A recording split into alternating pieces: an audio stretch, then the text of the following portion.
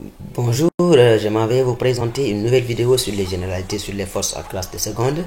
Il s'agit donc d'un exercice corrigé comme d'habitude dans lequel nous allons vous montrer comment on détermine les coordonnées d'un vecteur force dans un repère, mais également comment on résout une équation vectorielle. N'oubliez pas de vous abonner à la chaîne, mais aussi d'activer la cloche de notification pour recevoir les autres vidéos. Vous pouvez également nous rejoindre sur WhatsApp, n'est-ce pas, au 70 748 53 11. Allez, c'est parti. Bien, voilà l'énoncé. On considère trois forces F1, F2 et F3 appliquées en un point O, origine d'un repère OIJ. On donne F1 égale 30 Newton, F2 égale 40 Newton et F3 égale 50 Newton. Alpha 1 égale IF1 égale 60 degrés, Alpha 2 IF2 égale 120 degrés, Alpha 3 égale IF3 égale moins 45 degrés. Soit leur somme F égale F1 plus F2 plus F3. Et la question, nous allons déterminer les caractéristiques de F. Donc voilà l'énoncé. Donc nous disposons de trois vecteurs force F1 et F2 qui s'appliquent à un point O. Voilà les intensités et voilà les angles formés par chaque vecteur et, n'est-ce pas, le vecteur unitaire de l'axe X. Alors F égale F1 plus F2 plus F3.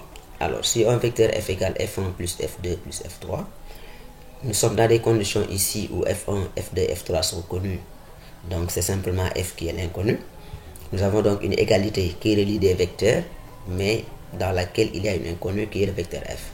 C'est ça qu'on appelle une équation vectorielle. Maintenant, une équation vectorielle ne se résout pas de la même manière que dans le cadre d'une équation dans R. Alors, ici, pour résoudre l'équation, il y a trois méthodes. Il y a la méthode graphique, il y a la méthode géométrique, mais il y a également la méthode la plus célèbre qu'on appelle la méthode analytique, qui consiste donc à choisir un repère et à déterminer les coordonnées de toutes les forces dans ce repère. Voilà. Donc on y va, on va déterminer donc les caractéristiques de F. Alors, au passage, il faut aussi savoir que les caractéristiques d'une force sont quatre. Il y a le point d'application, la direction ou bien droite d'action, il y a le sens, mais également il y a l'intensité. Voilà. Donc on y va, allez, c'est parti. Alors, puisque f égale f1 plus f2 plus f3, comme on a dit tout à l'heure, dans un repère donc choisi, donc on peut dire donc fx plus égale f1x plus f2x plus f3x. Fy est aussi égal à f1y plus f2y plus f3y. Ça veut dire quoi? Que suivant l'axe x, on ajoute x simplement ici, en indice. Suivant y, vous ne faites qu'ajouter y en enlevant les flèches. Voilà. Alors donc, dans le repère considéré, on a donc fx égale f1x plus f2x plus f3x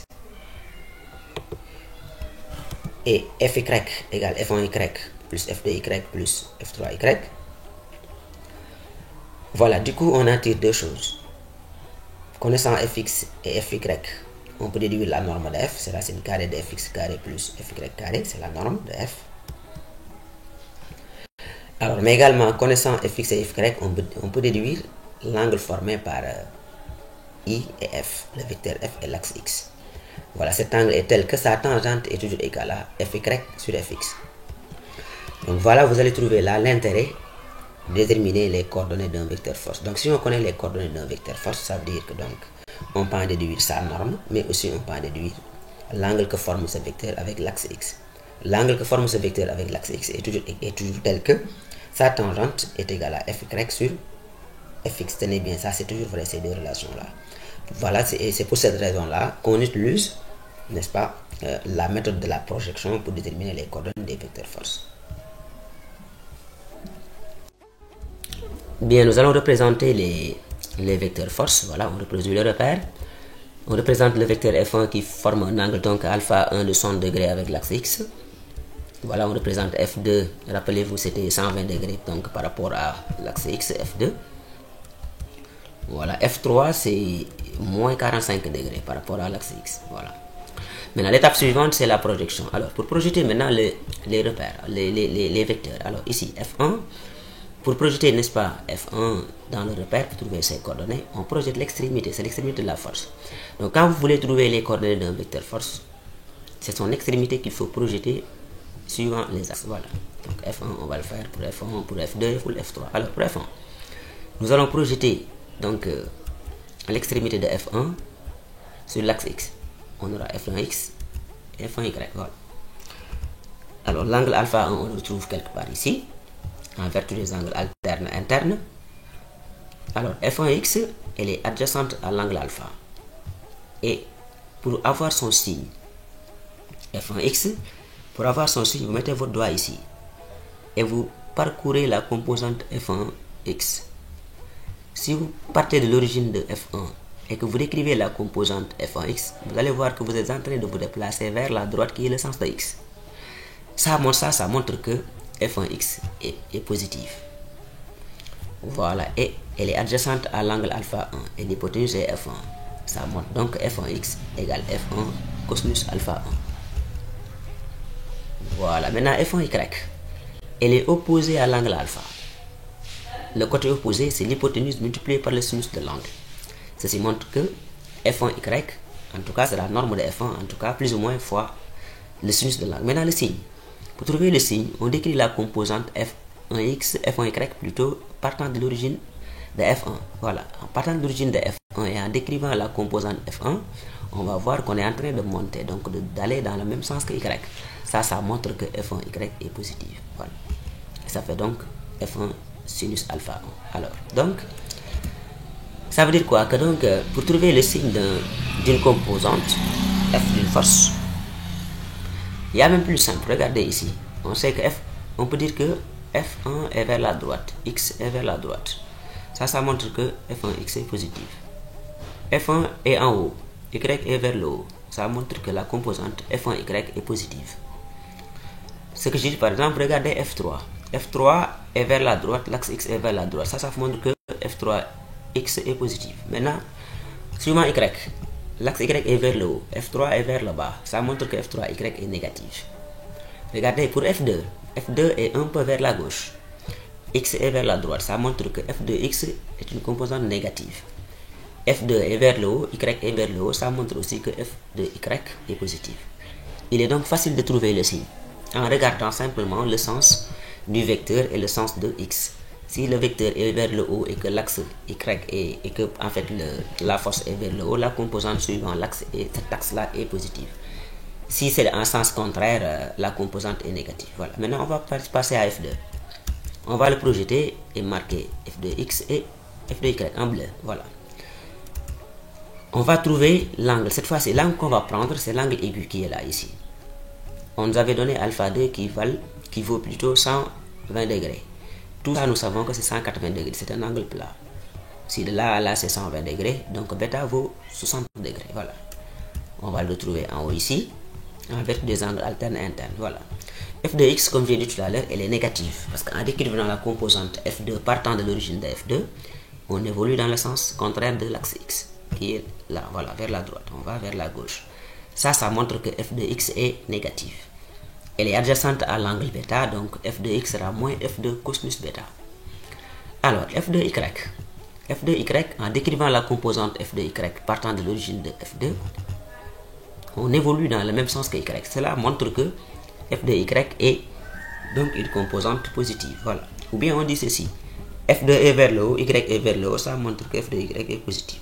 C'est extrêmement efficace. Voilà. Alors, on va trouver maintenant l'expression F de X, elle est adjacente à l'angle bêta. On avait dit tout à l'heure qu'elle est négative. Alors, F de X sera donc égal à moins F de cosinus bêta. Voilà, F de X c'est moins F de cosinus bêta. Maintenant, F de Y, c'est donc F de sinus bêta. Alors, plus simple, si l'une des composantes prend le cosinus, l'autre prend le sinus. Voilà, donc ce qui fait que c'est le signe seulement qu'on va régler. Donc, si on trouve le cosinus, l'autre prend le sinus. Donc, en fait, on sait que F de X c'est moins F de cos bêta. Ça suffit pour dire que F de Y sera simplement F de sinus bêta. Voilà, j'espère que vous avez bien compris maintenant. Alors, pour F3, on va aller très vite. Voilà. F3, on va projeter. Voilà, donc on peut en violet F3X, F3Y et c'est vite fait. Voilà. L'angle alpha 3, on le trouve un peu en bas avec les angles alternes internes parce que ces deux droites-là sont parallèles. Celle-là est une séquente. Ces deux angles sont alternes internes. Alors, F3X, Il n'y a pas de problème, elle est positive, x est vers la droite, f3 est vers la droite, donc f3x est positif. Très simple. Hein? F3y, f3 est vers le bas, y est vers le haut, f3y est négatif. Voilà. Alors donc, ou bien en décrivant la composante f3x partant de l'origine de f3, on évolue dans le même sens que x.